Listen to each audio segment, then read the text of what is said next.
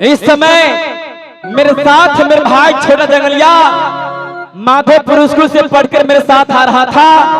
न जाने मुझसे पीछे कैसे रह गया, मेरे भाई कहां चला गया।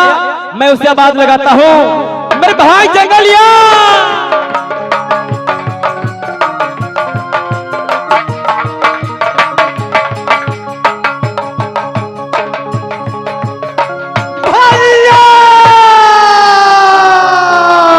जंगलिया खुश रहेंगे मेरे भाई।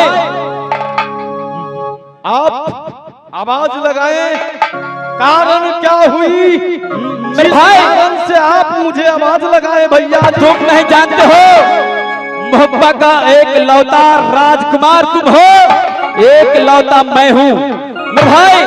जब तुमसे मेरे साथ तुम नहीं रहते हो मेरे भाई, रैया खट के पुतलिया भाई छोटा है जंगलिया मेरे भाई। मैं तुमको किस प्रकार से मांगता हूँ, जैसे भगवान श्री राम ने लक्ष्मण को मांग रहा था। हो राम के जोरा भाई लक्ष्मण लागे, भरत के जोरा शत्रुघ्न हो भीम के जोरा अर्जुन पांडव थे। हो इंदल सिंह के जोरा है जंगलिया छोटा भाई, रे इंदला के जोरा भाई रे जंगल।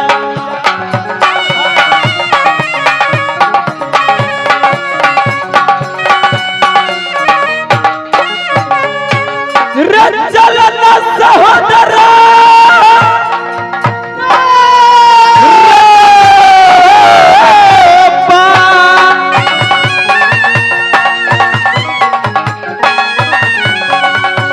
बबुआ सुन रे जंगली मेरे भाई, रे चलना सहोदरा नगर मोहब्बा।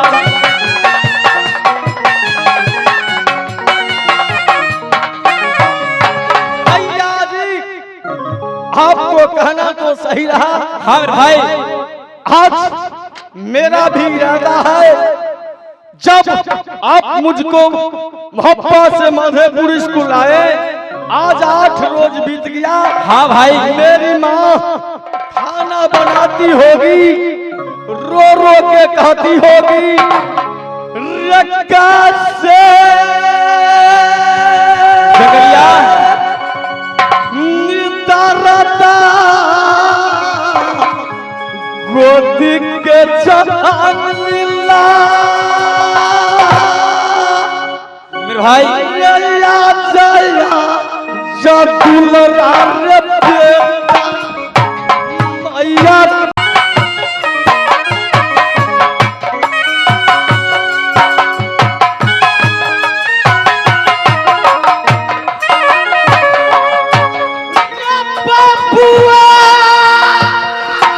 जंगलिया हाँ मेरे भाई, दर्दा होगा मैया को खी।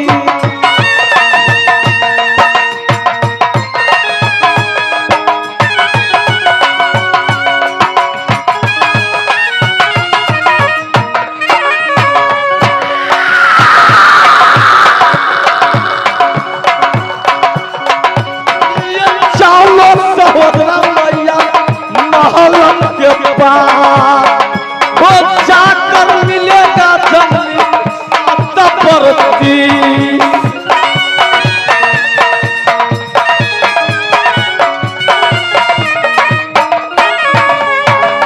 हाँ भैया जी मेरे भाई, यहाँ से माँ की महल में जाएंगे, क्यों नहीं? सुंदर भोजन खाएंगे, चिंता करने की बात नहीं रहेगा। सही बात, चलो आगे बढ़ जाओ।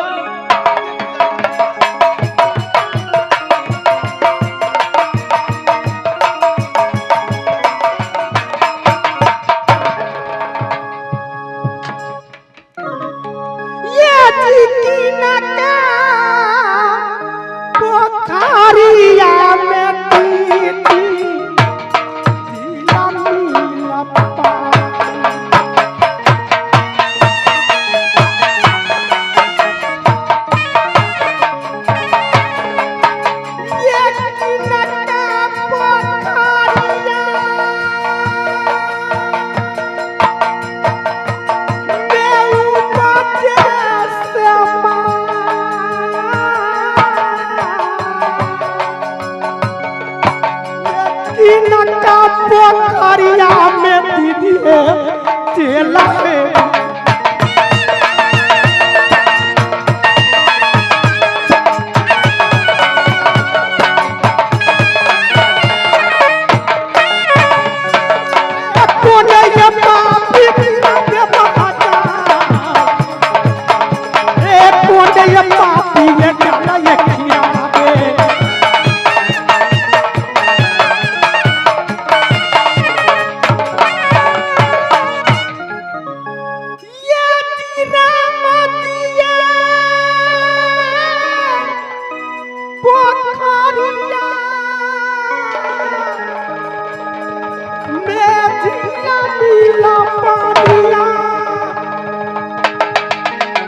लक्ष्मण पोखरिया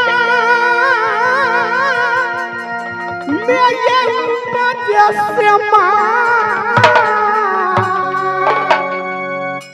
ये सीता जी पोखरिया में तेला हो मछरिया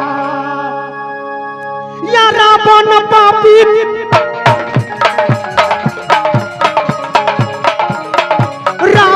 पापी जो चलिए किनारे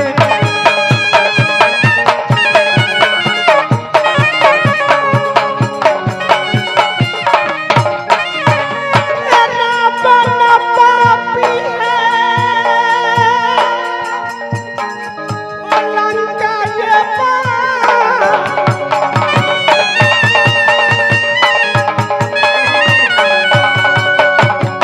ये देवी मैया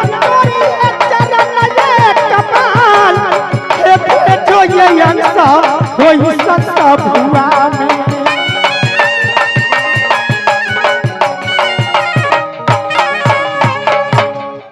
ये जी नहीं हरा जो मेरी बाबू की लाजो नाय नाम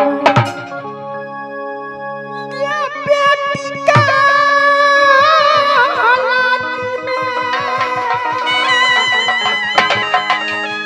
हो श्री सामने बसी घटे ये बड़े भाई के नाम जा बये सुमंद्र हो ये माझल के नाम जो बिरला हरा है ये छोटा भाई के नाम छोटा कसी हला दे हो मेरी जो नाम ये धनिया बसोना ये सुंदरा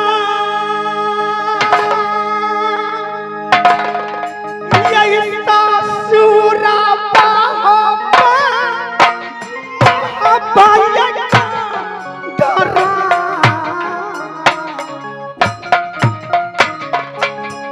ये सुंदरा ससुरा बाबू सा देश दमो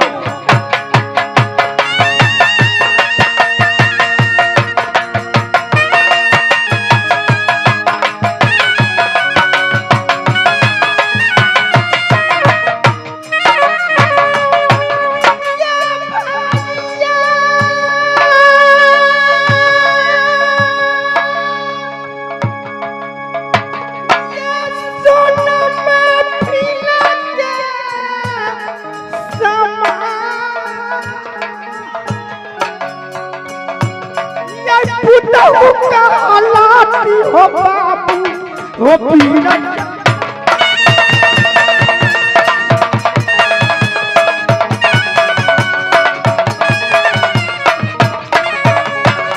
सासू जो मेरी सती देवला हो माय हो देवरा दुलरुआ हो दातू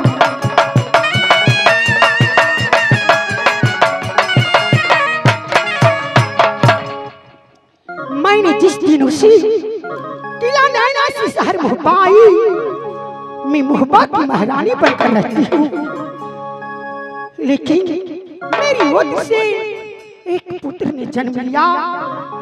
मैंने उसी शौक से नाम बीरिंदल रखा है। मेरे स्वामी जी गादी के मालिक है और अपनी महारानी बनकर मोहब्बा में रहती हूँ, लेकिन इस समय ना बेटा जनलिया ना बेटा इंदल मेरी महल में नहीं आए हैं। जब तक मेरी बेटा इंदल गोदी का खिलौना नहीं आते, मुझे एक पल भी नींद नहीं आती है। मैं अपने दुलारू बेटा को सुंदर सा खाना खिलाऊंगी अपने हाथों से।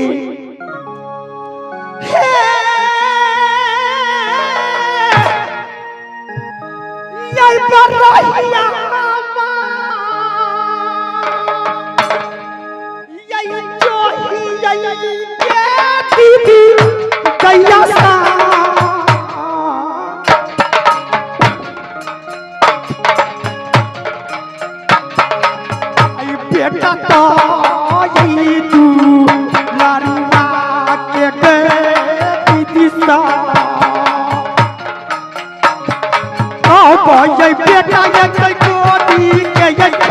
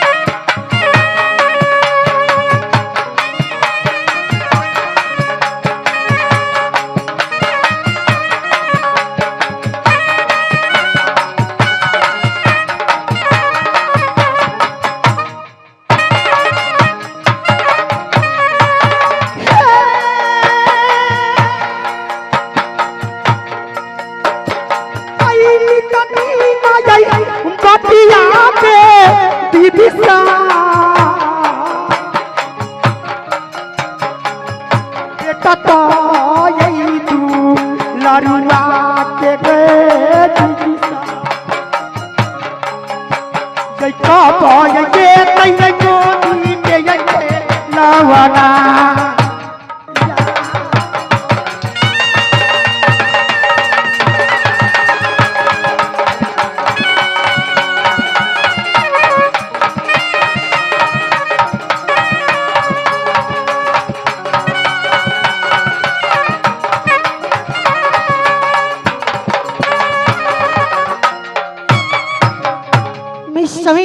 अपनी मोती महल में आराम करती हूँ। कब मेरी गोदी का खिलौना आएगा? ये सोना बैठती ये महल के ये बात ये बैठती ये सोना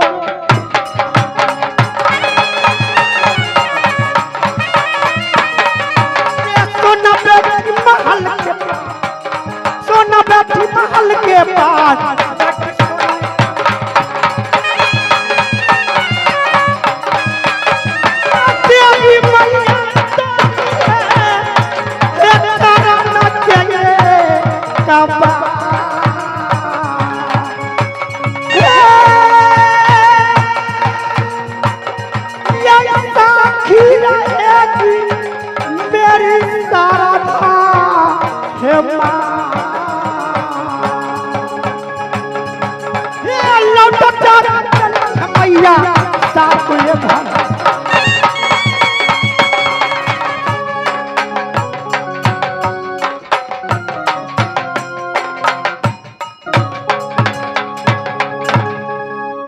हेलो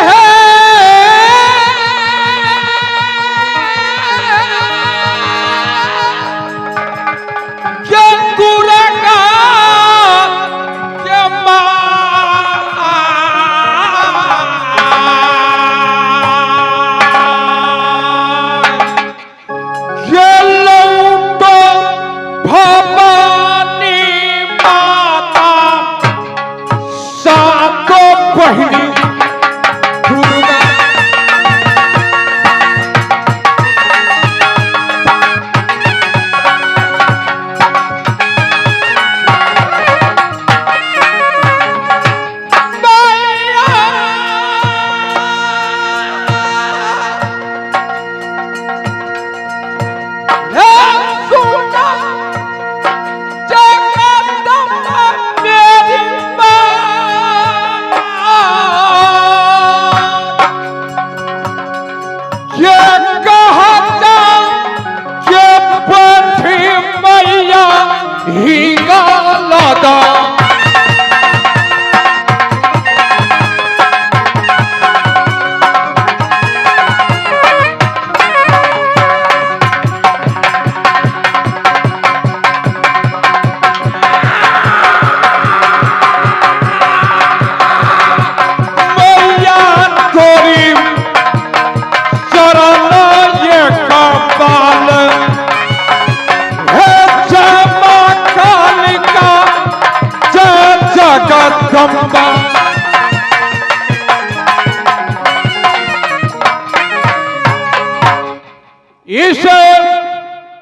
प्रांगण में हुए महान भाव साथी, माता बहन, मैं सभी को प्रणाम करता हूं।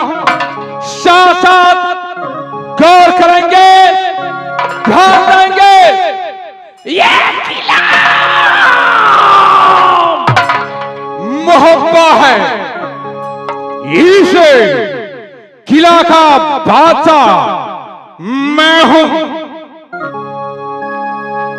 पिता का नाम महाराजा जासर सिंह, छोटे भाई का नाम डाकू उदयचंद। रियतिया क्या नाम लागे,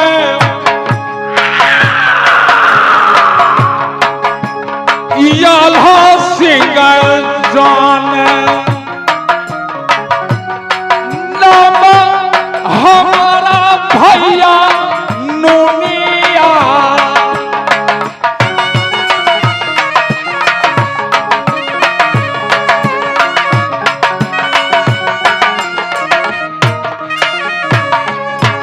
भैया ये सुनिए मैं फिर के समा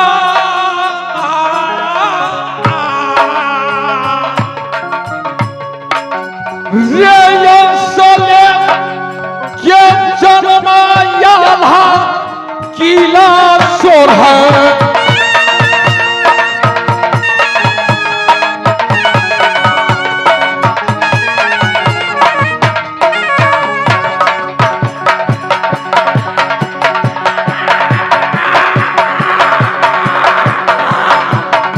क्या पारसों में लिखा भगवान, रे क्या पारसों में ब्रह्मा जी लिखा।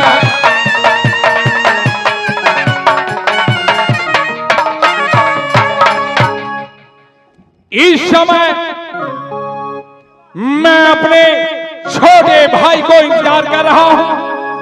जब तक मैं अपने छोटे भाई डाकू उदयचंद को देखता नहीं, तब तक ना दिन में चैन आता है, ना रात में नींद आती है। रे करता इंतजार भाई उदल सिंह कोया पर, भैया मेरे बंगा।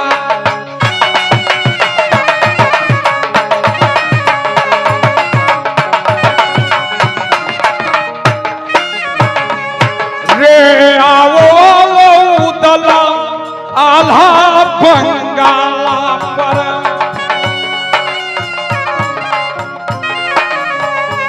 रे या करो मिलो से।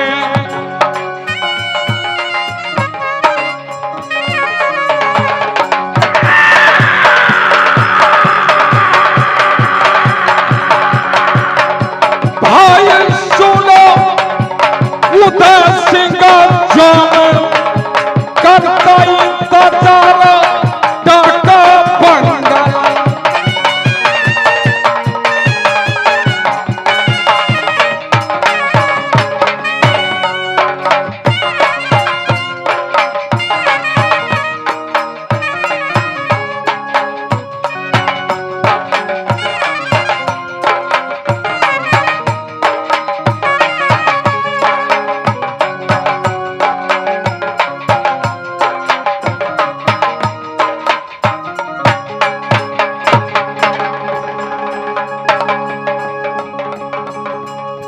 यह क्या, मैं माँ की महल तक आ चुके। मैं माता जी को प्रणाम करता हूँ। तो मैया जी के चरणों में जंगल करता है।